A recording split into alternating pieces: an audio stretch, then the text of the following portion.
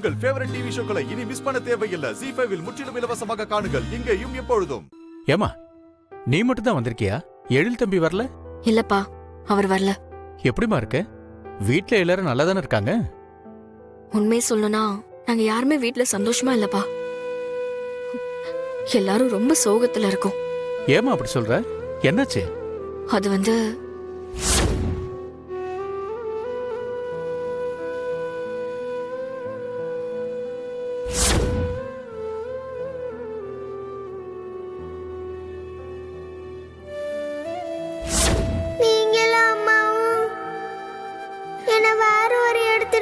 கூட்டிட்டு வந்தீங்கன்னு காவியா சொல்ற.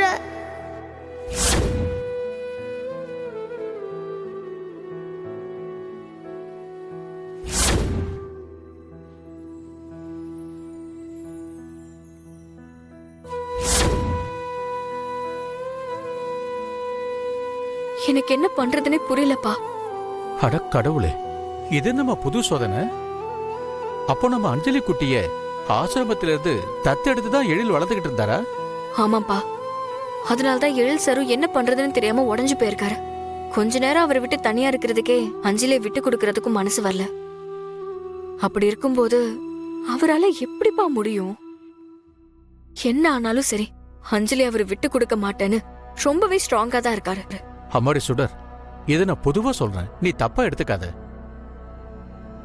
எழில் தம்பி அஞ்சலி பாப்பாவை கை குழந்தையில இருந்து இப்ப வரைக்கும் எவ்வளவு பாசமா வளர்த்திருக்காருன்னு எனக்கு தெரியும்.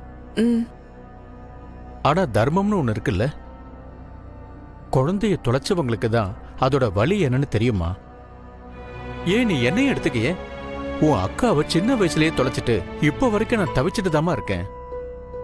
நாளைக்கு உங்க அக்கா எங்க இருக்காங்கிற விஷயம் தெரிஞ்சா அவளை கூட்டிட்டு வந்து என் பக்கத்துல வச்சு பாத்துக்க மாட்டேனா?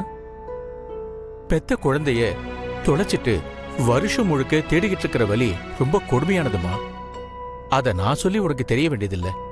நீங்க சொல்றது எனக்கு புரியுதுப்பா. 1000 தான் நம்ம குழந்தைய தத்தெடுத்து வளர்த்திருந்தாலும் பெத்தவங்களுக்கு தான் அந்த குழந்தை மேல முழு உரிமையும் உண்டு. ஆனா எனக்கு அஞ்சலிய தத்தெடுக்க வந்தவங்க உண்மையிலேயே அவ அப்பா அம்மாவா இருக்க மாட்டாங்களோன்னு எனக்கு ஒரு டவுட்டா இருக்குப்பா. என்னம்மா சொல்ற? ஆமாப்பா, என் மனசுக்கு அப்படிதான் தோணுது. இப்போ இந்த விஷயம் எல்லாருக்கும் தெரிஞ்சதுக்கு அப்புறம் வராங்கல்ல, அதுதான் எனக்கு சந்தேகமா இருக்குப்பா. நீ சொல்றதும் சரிதான், கொஞ்சம் யோசிக்க வேண்டிய விஷயம்தாம்மா.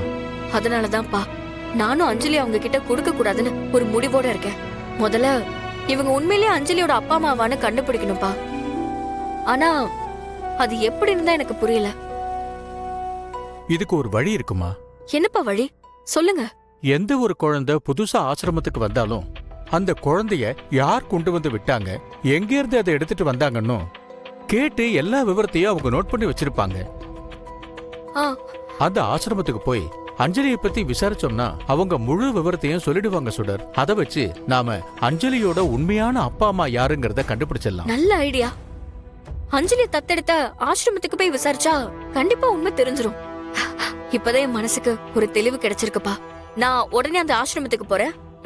சுடர், பாத்து போ. விஷயம் என்னன்னு தெரிஞ்சதும் உடனே எனக்கு போன் பண்ணு, சரியா? சரிங்கப்பா, போயிட்டு வாமா. ZEE5 ஆப்பை டவுன்லோட் செய்து அனைத்து எபிசோடுகளையும் இலவசமாக பாருங்க.